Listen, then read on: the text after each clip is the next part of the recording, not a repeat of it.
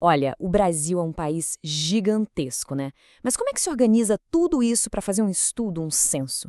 É disso que a gente vai falar hoje. Vamos decifrar juntos os conceitos que o IBGE usa para entender o nosso mapa urbano. Vamos lá? E essa é a grande pergunta, né? Para dar conta de um território tão imenso, tão diverso, precisa ter um método. Uma forma de, sabe, quebrar o todo em partes menores que façam sentido. E é exatamente aí que entra o trabalho do IBGE. Para entender o Brasil, o IBGE pensa nele como um baita quebra-cabeça. A estratégia é essa: ir dividindo o território em peças cada vez menores até a gente chegar na unidade mais básica de todas, aquela que permite a análise. Essa lógica é bem progressiva. A gente começa com o país inteiro, aí vai para os estados, depois para as cidades, os bairros, mas olha só, ainda não é o fim da linha. Tem uma unidade ainda menor e que é fundamental para tudo. E tá aqui, o setor censitário. Esse é o nome da peça-chave de todo o censo. Dá para pensar nele como se fosse o tijolinho, a base de todos os dados que a gente tem sobre o Brasil. É o que garante que cada casa, cada cantinho, seja contado uma vez só, sem erro.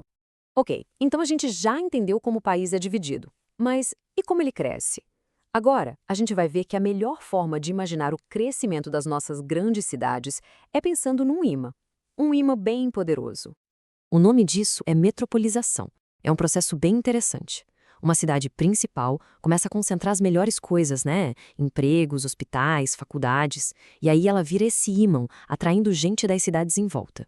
Ela passa a ser o centro de tudo, o centro gravitacional da região.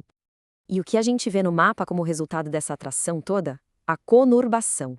É quando as cidades vizinhas crescem tanto na direção da metrópole que elas literalmente se encostam, se grudam uma na outra. A fronteira entre os municípios acaba virando só uma linha no papel e a paisagem urbana vira uma coisa só, contínua. Só que esse crescimento todo, esse poder de atração, quando acontece de forma muito rápida, sem planejamento, bom, aí tem um lado bem sombrio. É a história de uma cidade que cresceu demais, tão rápido, que começou a passar mal. Existe um caminho bem lógico para esse problema aparecer. Geralmente, tudo começa com o êxodo rural. Um monte de gente saindo do campo. Elas correm para as mesmas poucas cidades-cima. Daí vem a metropolização, a cidade cresce e, de repente, o sistema não aguenta. Entra em colapso. E o resultado disso tem nome: macrocefalia. Macrocefalia, o nome já diz, né? Cabeça grande. É como se a cidade tivesse uma população enorme, uma cabeça gigante, mas sem um corpo, sem a infraestrutura para sustentar tudo aquilo. E as consequências são aquelas que a gente, infelizmente, conhece muito bem. Favelização, segregação, um trânsito caótico, serviços públicos sempre lotados, desemprego. Então, aqui está o ponto central, e é uma diferença que o IBGE faz questão de deixar clara.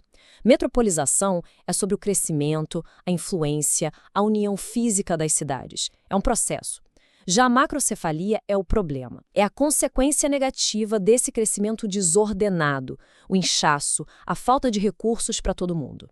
Bom, se as cidades têm diferentes graus de influência, como é que o IBGE classifica isso? A forma de responder essa pergunta mudou, e mudou muito, transformando completamente o jeito que a gente enxerga a hierarquia urbana no país. Antigamente, a lógica era bem reta, linear, quase uma escada. Uma vila pequena dependia de uma cidade um pouco maior, que dependia de um centro regional, e por aí vai, até chegar na metrópole lá no topo.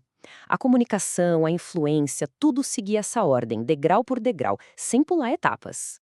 Hoje, a realidade é bem diferente. Com a internet, com a logística moderna, transporte aéreo, aquela escada virou uma rede. Uma cidade pequena lá no interior consegue se conectar direto com a metrópole, sem precisar passar pelos intermediários. As relações ficaram muito mais diretas, muito mais dinâmicas. E claro, essa nova realidade, essa rede toda conectada, acaba gerando novas tendências. Vamos dar uma olhada agora em alguns dos fenômenos mais complexos que estão moldando as cidades brasileiras hoje em dia. E aqui tem um dado que pode surpreender muita gente. As grandes metrópoles, justamente aquelas que sofrem com a macrocefalia, estão crescendo num ritmo mais lento. O verdadeiro motor do crescimento urbano no Brasil, hoje, são as cidades médias.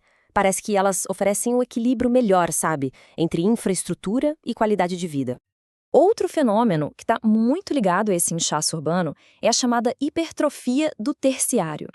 Pensa só, Quando não tem emprego formal para todo mundo na indústria, a população que chega na cidade acaba correndo para o setor de serviços para sobreviver. Isso cria um crescimento enorme do comércio informal, dos bicos, o que na verdade não é um sinal de riqueza, e sim de falta de oportunidade estruturada.